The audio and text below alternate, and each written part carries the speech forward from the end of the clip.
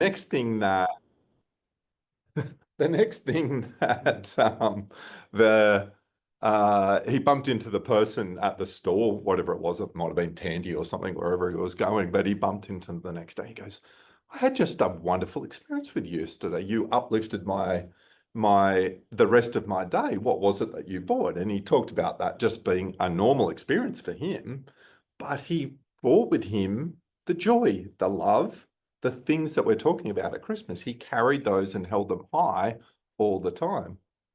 And then the next thing he talked about from the other perspective was he was doing an interview, I think, at a college.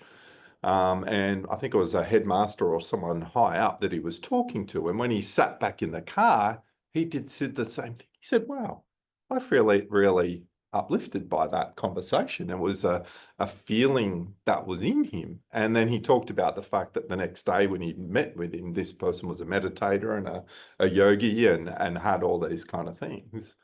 And so what we're talking about, the gift of Christmas and the gift that Jesus and all these great masters brought was that they brought energy. They brought the non-tangible things. They shared the love, the joy, the consciousness of God. All the elements of God was what they brought in. And that was what was shared and the lessons behind it. And I think it's such a beautiful gift for all of us to attune into this time.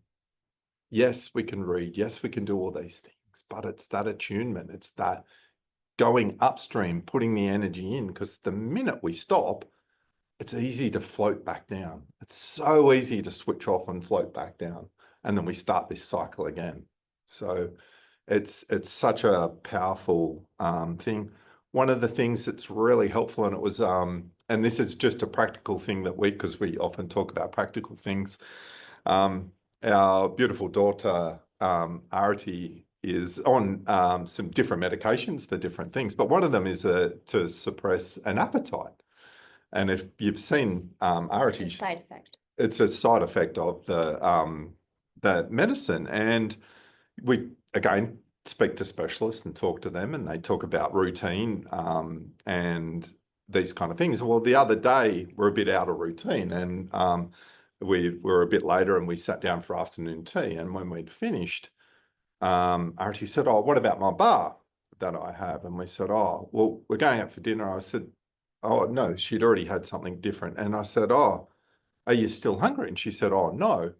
But you could tell by the routine that she was constantly in that routine overcame the need or the suppression of our appetite. It was an interesting thing. It was just this routine. And so if we want to suppress those doubts or those things that pop up in our mind, routine's quite helpful. And we learn that from day one in lessons in meditation. How do we get into a nice routine of meditation? What are the things that we do? You know, it's the same space. We create the energy.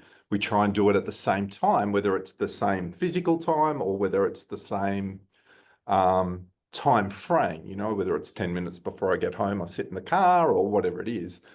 But we try and create that repetition. And one of those, it's amazing things that we can sort of keep on top of in relation to this. We can overcome a lot of things by being routined, keeping, you know, that all the beautiful techniques that we've been given. It's a path of Kriya Yoga. There's not one higher Kriya or the simple fact of starting with the prayer and finishing. They are all the path of Kriya Yoga. Each one of those techniques is equally as important on this path, and we can fit those in and get into that routine of helping us upstream. These are all things to help us keep going up. It's like jumping in the river now, and we've got a pair of swim fins that help us go against it. And then, you know, when we get Kriya and we've got a guru, it's like a pair of swim fins and a surfboard to go up the other way and an outboard motor. So we've got all these great techniques in relation to it. And again, going back to the original and the beginning of the thing that's always got to be there is remembering that God loves those who love him. So it's remembering that that's really important. God loves those that love him. And remembering that to do that and accept God's love, we have to be channels. And that's what we always talk about from being channels. So just wanted to summarize a bit of what we've encapsulated this weekend as we tune into the spirit of Christmas. And one of the things that came to me was, firstly, a thank you. Thank you for all the generosity each of you've brought by coming today, bringing instruments, new lanterns for the center, and a beautiful spiritual eye painting that Anne brought, and a beautiful rock. So we'll share that with you all in some pictures later. And also thanks to everyone who's come for any part of this weekend, whether it's today, whether it's the meditation, whether it was the oratorio, whether it was watching our child so we could attend things. We just want to thank you all for being in that spirit of giving and being a part of attunement to this light, and to share it with, each other. That's a beautiful part of the path, is it's not just us alone, it's that we do things together. And because of that, it's a magnifying amplifier. All the images of Ananda now seem to have that image of the temple of light. But what's in that image is the group, the congregation, the fellowship, as Yogananda originally termed it, and the self being realized by coming together, because it's so powerful when you bring all that energy, as you were sharing, energy together. It creates a symbiotic relationship, and you see it in nature all the time. But then we come to that same point, which is, I want to be attuned to infinite consciousness, to cosmic creation, to oneness. The true meaning of yoga is union. And so we're all coming together to come into that higher point, or here within our own journey, that seat of joy. This is where we can achieve oneness, is when all of our energy is going up that river to here. And the way that we can also look at, the true meaning of yoga or union, if you think about math, so oneness, we'll just think of as the number 0. Spiritually, Seva, the woman Seva that was a devotee that was Swamiji's, right hand for many years, her name actually also means not just service, but 0. Swamiji reminded us that to become one with all, you have to dissolve the ego. So we'll think of the ego as the number 1, and oneness as dissolving the ego, 0. So what's 1 plus 1? What's one ego plus another ego? 2. What's a bunch of egos on the planet? A lot. So it's a lot of ego energy, right? But what's one devotee times 0, the guru? When we attune to the guru at 0, then we become 0, because 1 times 0 is 0. So when we attune to the consciousness of light, of pure light, it helps us dissolve into oneness. We want to get to that place. And the way that Yogananda shared is, yes, our techniques, but also service. Swamiji said, if you want to make it really simple, you serve selflessly. And so whenever we think of others, and especially this time of year, when you give that energy to the world, that spirit of joy, of compassion, of love, of kindness, you're being a channel for light, but you're also dissolving your ego. And I got a really nice reminder the other day, like, what are we doing all of this for? What are we building this place? What are we doing coming together? What are we doing offering all these things so we can all go deeper? It's actually to completely forget about ourselves. That's what the opportunity is in this space. So every time that we do an act of kindness, or we, I see so many people in here that just are always doing amazing things for each other or their families, or just this spiritual path. It's like you just see people constantly giving. giving, giving, giving, giving. It's one of the most beautiful things. And then one day you go, oh, that actually feels amazing. I forgot all of my problems. And that was something that Devi had a lot of beautiful stories about when she was closer with Swamiji's during her times at the village. And she would say that if she was getting caught up, Swamiji would often try to, affirm in her, remind her, no, you're good, everything, you're well. Let's affirm being well. And now go do this, please, for that other person. Or, she was in her trailer actually in the middle of nowhere at the meditation retreat before it was populated. And actually a person appeared knocking on her door, and he was really disheveled.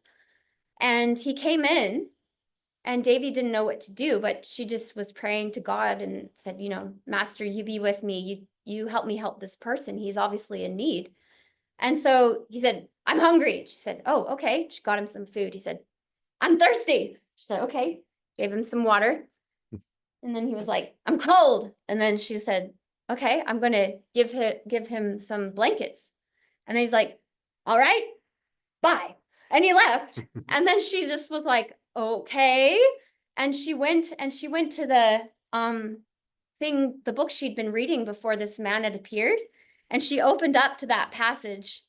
It gives me like goosebumps. I say unto you, verily I say unto you, inasmuch as ye have done it unto one of the least of these my brethren, ye have done it unto me.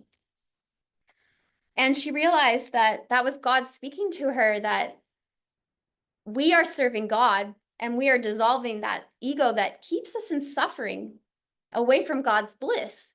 So every time we serve, that's why you hear on this path, service is joy. Ananda is divine joy. It's service and it's meditation. Kriya is union through divine bliss. Ananda through Kriya. Kriya Ananda, our teacher, was bliss through the practice of Kriya, which is action for God.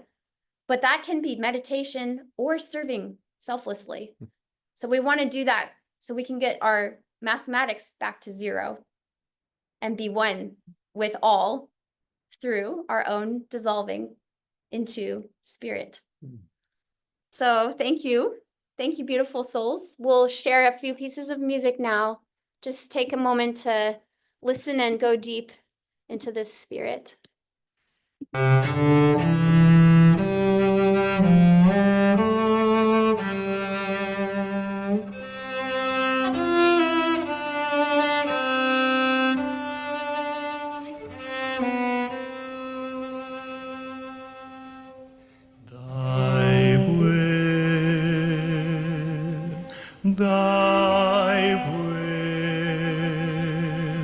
Thy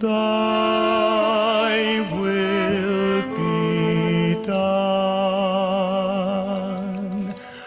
All that I am is thine. All that I am. Nothing of man endures wonder or scorn. Birth, life, and death are one. Veils of thy love. Thy will, thy will, thy will alone. All that I've done is thine. All that I've done.